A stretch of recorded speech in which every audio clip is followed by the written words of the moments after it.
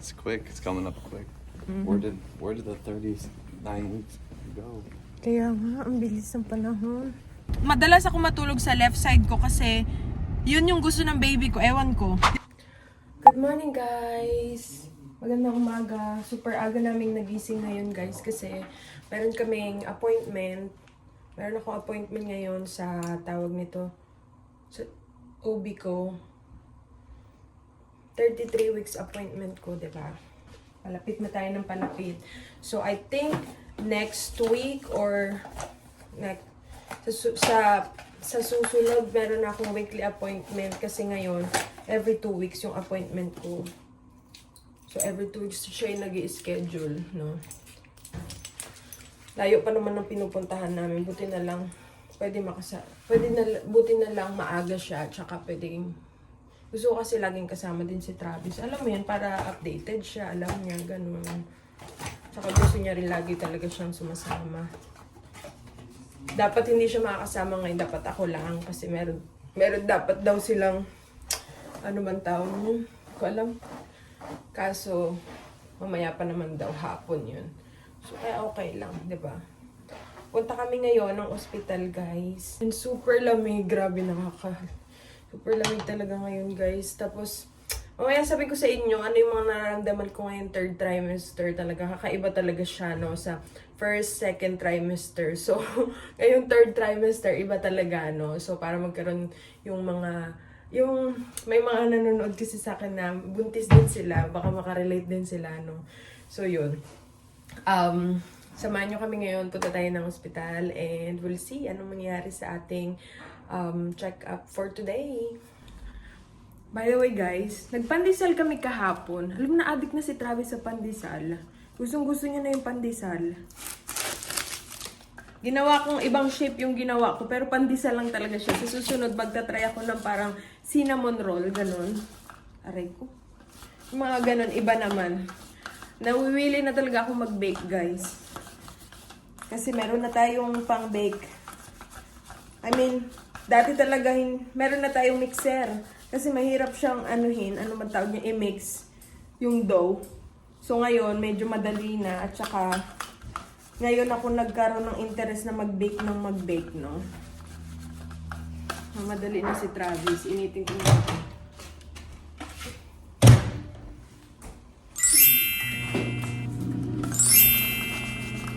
Grabe, ang daming buhok ng ng tawag nito, ng jacket ko. Akalaba lang nito, Huh? May jacket.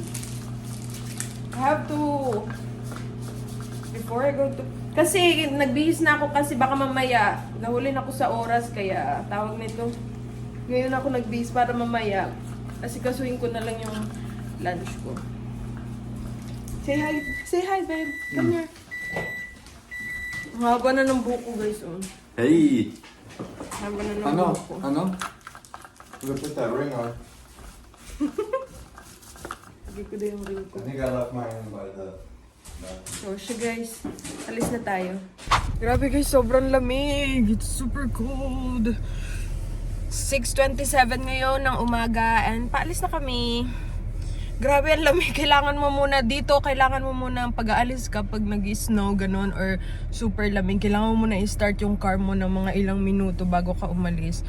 Kasi kailangan mo painitin muna yung The phone has been connected. Sobrang lamig ngayon, grabe. So, punta na tayo ng Naval Hospital. Yun nga pala is private hospital siya. So, para sa mga military lang talaga na hospital. Hindi siya for public, right? It's not for public. Well, no, it's not a public hospital. No, pang ano lang pala talaga siya. Pang mga military. Yung mga pupunta doon, no. Sobrang laki niyang hospital, guys. Nung unang punta namin, naligaw-ligaw pa kami kasi super laki niya. Isa siya sa, yun nga, yung malaking hospital dito. Kasi madaming base kasi talaga dito, guys. Dito sa Virginia. And madilim pa. Sobrang dilim pa ngayon. Alas 6. Diba? So, let's go, go, go! Is it 4 or 3? I think it's 4. Yeah, 3 is surgery then, right? Yeah, 3. Andito na kami, guys. Sobrang lamig sa labas. Dito na kami sa loob. Mag-check-in lang kami, tapos mag-aantay na tawagin. Tapos, check up yun, uwi na. Yeah. 1 month. In 1 month, lalabas na si Ellie, guys. Yeah, that's quick. It's coming up quick. Mm-hmm. Where did the 39 weeks go? Kaya nga, ang bilis ng panahon. Look at lactation room. So you can start learning. You might want to start learning how to use your pump. It's a pull start. Ano yun? Wala pa nga tayong gatas. Isn't it be funny if it was like a motorcycle? Like Pero nafe-feel ko na parang nagpo-produce na siya ng milk. Ay, nag-start na siyang, alam mo yun, kasi sumasakit na siya, ganun. Laki talaga ng hospital na, tumapagod ka talaga. Kaikot. Mag-check-in na tayo, guys. A few moments later. Alright guys, nandito na kami. Baka mag-ultrasound ulit kami kasi last time walang ultrasound yung pinupuntahan namin. Ngayon baka mag-ultrasound ulit kami. I think I could figure out how to use this pretty quick. Last time you did it, right? Yeah. Like she like, she "Here, taught push- you. Yeah, do she these taught you how buttons to. and look through the pictures. So nandito kami. Oh. We'll see guys. We'll let you know later after. Hi guys! So yun, pauwi na kami and I'm gonna tell you something about my symptoms ko ngayong 3rd trimester. So meron ako na-feel yun nga, Braxton Hicks, ganon, but very rare talaga siya. Siguro, I think once ko pa lang siya na-experience. Siguro nung, kailan ba yun? Nung pumunta kami ng Walmart, sabi ko kay Tars, parang ang sakit ng tiyan ko, ganon.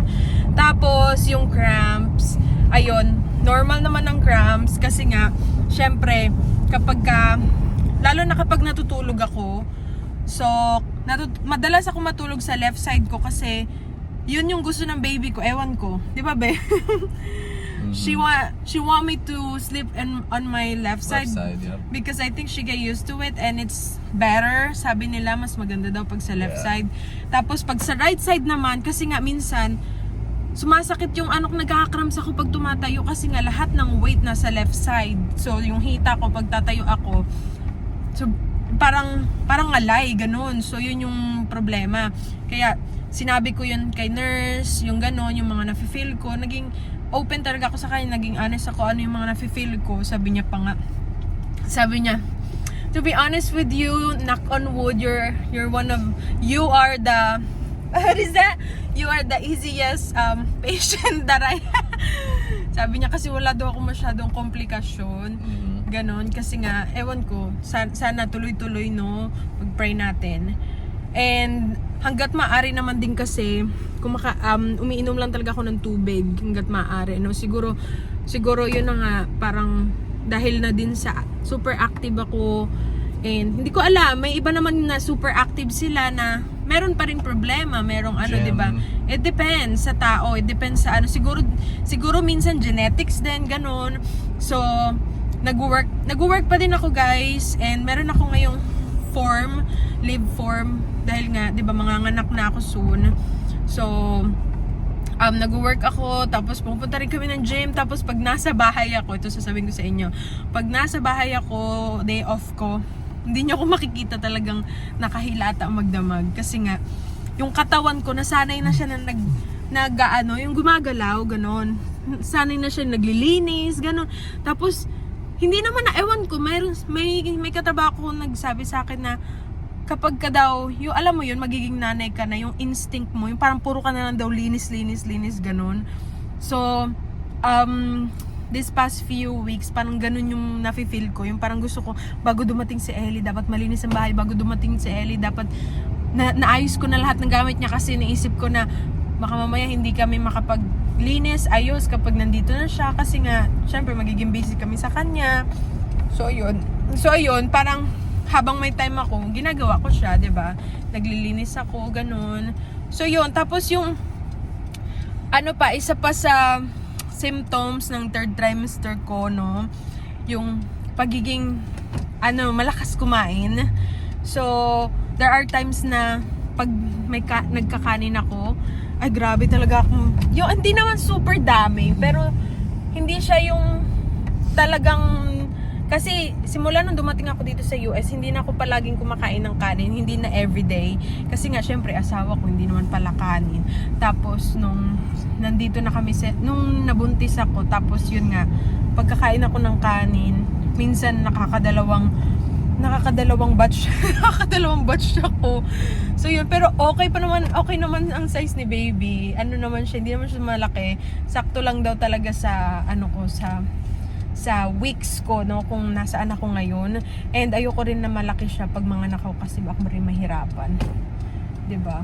So yun, tapos may na-recommend lang siya sa akin na bago kami umalis, may na-recommend siyang anong dapat kong gawin sa 36 weeks ko, kung ano yung dapat kong inumin, kasi may mga sinasabi sila na maganda daw inumin yung raspberry leaf tea, pero ni-recommend niya rin naman yon.